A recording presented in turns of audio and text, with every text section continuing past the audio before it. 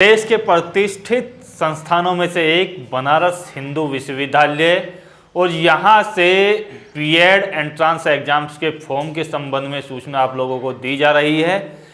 BHU से BEd करने की इच्छा रखना हर अभ्यर्थी का सपना होता है, क्योंकि जो लोग शिक्षण क्षेत्र में कैरियर बनाना चाहते हैं वो चाहते हैं एक बेहतर संस्थान से आप जो है शिक्षण की ट्रेनिंग लें, अर्थात बीएड या इस तरीके का कोई कोर्स करें।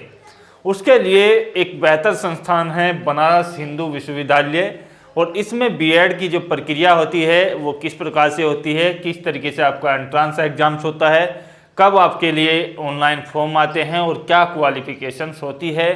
साथ ही साथ इसका सिलेबस डिस्कस किया जाएगा और सिलेबस के बाद जब आपकी जो कट ऑफ बनती है वो किस प्रकार से बनती है मेल और फीमेल के लिए। तो दोस्तों वीडियो को शेयर करें, लाइक करें और जो दोस्त नए हैं प्लीज़ सब्सक्राइब करें। यहाँ पर बात करें ऑनलाइन फॉर्म के बारे में, तो देखिएगा बनारस हिंदू विश्वविद्यालय आमतौर पर जो ऑनलाइन फॉर्म निकालता है वो फरवरी माह में निकालता है, लेकिन इस बार सिचुएशन अलग है, तो इसके 2021 के फॉर्म अभी तक नहीं निकले हैं। जहाँ तक संभावना यही है कि इसके जो फॉर्म हैं वो देखिएगा यहाँ पर मार्च के लास्ट में या फिर आपके जो है अप्रैल में शुरू हो जाएंगे। तो अप्रैल के फर्स्ट वीक में या सेकेंड वीक में अप्रैल में आपके जो है शुरू हो जाएंगे, और इसके लिए आपकी जो प्रक्रिया होगी उसमें आपको जो है ऑनलाइन आवेदन करना होगा। आवेदन करने के लिए आपको जो है अपनी कुछ क्वालिफिकेशंस के साथ यहाँ पर तैयार रहना होगा। क्वालिफिकेशंस क्या क्या हैं चलिए देख लेते हैं। ग्रेजुएशन, जिसको आप अंडर ग्रेजुएट बोलते हो यानी कि यूजी, उसमें मिनिमम मार्क्स जो है आपके यहाँ पर होने चाहिए 50% ये मार्क्स होने चाहिए जनरल और ओबीसी कैंडिडेट्स के लिए। 45% होने चाहिए यदि आप एससी या एसटी कैंडिडेट से संपर्क रखते हो, यानी कि इनसे आप संबंधित हो एससी या एसटी कैटेगरी से। तो ये कम से कम इतनी मार्किंग आपके पास होनी चाहिए। दूसरी बात यह है कि जो अपीयरिंग स्टूडेंट्स हैं, यानी कि अपीयरिंग में पढ़ रहे हैं अभी यूजी या आप पीजी के, तो अपीयरिंग वाले भी इसमें अब जो है अप्लाई कर सकते हैं। उनके पास भी क्राइटेरिया यही रहेगा कि जब उनकी ग्रेजुएशन कंप्लीट होगी तो उनको अपनी परसेंटेज जो है इस तरीके से दर्शानी होगी। अब यहाँ पर बात की जाए कि आपने क्वालिफिकेशंस भी यदि ये तय की हुई है और आप आवेदन भी कर देते हैं, तो इसका जो एग्ज़ाम्स है वो कब होगा।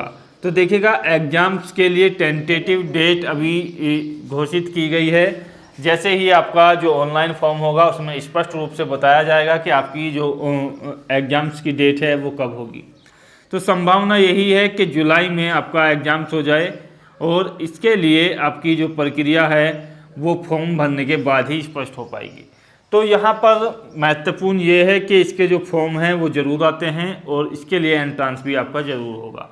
तो ये निश्चित मान करके चलिएगा, डेट कोई फिक्स नहीं है, लेकिन जिनका सपना ये करने का है तो वो अभी से तैयारी कर दें, क्योंकि काफ़ी ज़्यादा अच्छे लेवल का एग्ज़ाम्स आता है और काफ़ी ज़्यादा हार्ड इसमें क्वेश्चन पेपर आता है।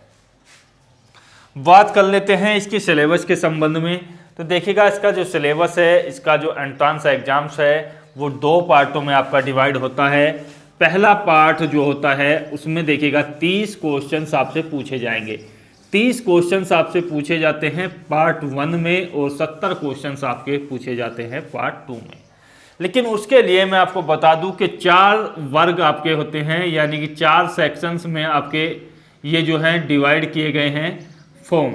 4 वर्ग किस प्रकार से है। एक होता है लैंग्वेज का, यदि आपने हिंदी, इंग्लिश, संस्कृत या उर्दू से आपने किया हुआ है। देखिएगा हिंदी से यदि आपने ग्रेजुएशन किया है, इंग्लिश से आपने किया हुआ है, या फिर आपने जो है संस्कृत से किया हुआ है, या आपने जो है उर्दू से किया हुआ है, ये लैंग्वेज को प्राथमिकता दी गई है। तो लैंग्वेज का पार्ट आपको होगा, तो वो जो अपना फॉर्म भरेंगे उसमें अपना सेक्शन जो चुनेंगे वो लैंग्वेज वाला चुनेंगे। दूसरा जो पार्ट होता है वो होता है देखिएगा यहाँ पर मैथ का।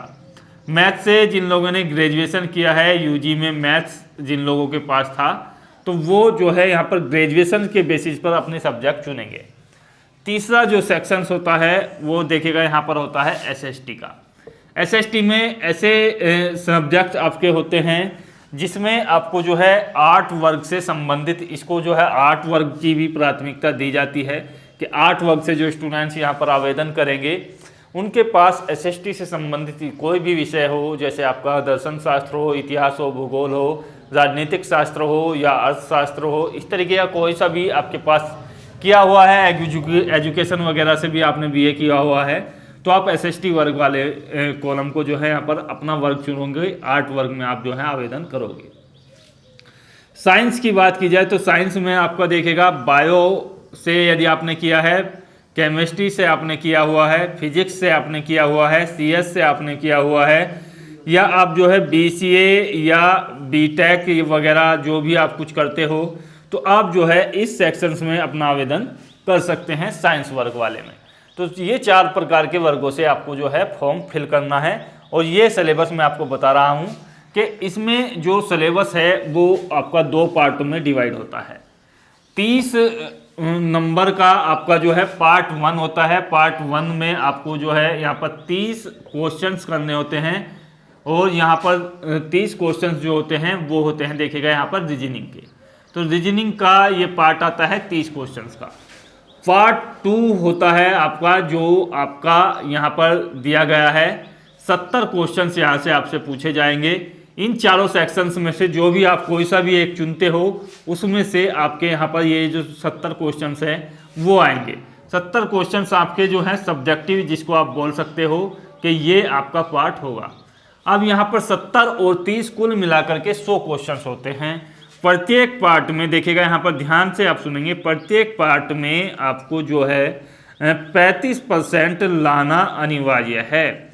यानी कि यदि आप 35% यहाँ पर नहीं लाते हो, किसी भी सेक्शन से हो, आप एससी हो, एसटी हो, जनरल हो, ओबीसी हो, तो आपको जो है यहाँ पर क्वालिफाई की सूची से बाहर कर दिया जाएगा। यदि आपकी जो मार्किंग है वो किसी भी पार्ट में, चाहे पार्ट 1 हो चाहे पार्ट 2 हो, 35% से कम है, तो आपको जो है इसमें एडमिशन से वंचित रख दिया जाएगा।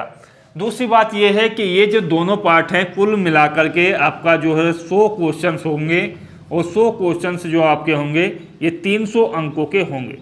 यानी कि एक क्वेश्चंस आपका जो है 3 अंक के बराबर होगा। एक क्वेश्चंस और 3 अंक के बराबर यहाँ पर होगा। तो यहाँ पर एक क्वेश्चंस के लिए 3 अंक निर्धारित किए गए हैं। अब बात आती है कि इसमें नेगेटिव मार्किंग की जो प्रक्रिया है वो किस प्रकार से है। तो नेगेटिव मार्किंग 1/3 की होती है, यानी कि 1/3 की नेगेटिव मार्किंग होती है। इसका तात्पर्य यही है, यदि आप एक क्वेश्चंस आप जो है गलत कर देते हो तो आपका जो है यहाँ पर 1 अंक जो है वो काटा जाएगा।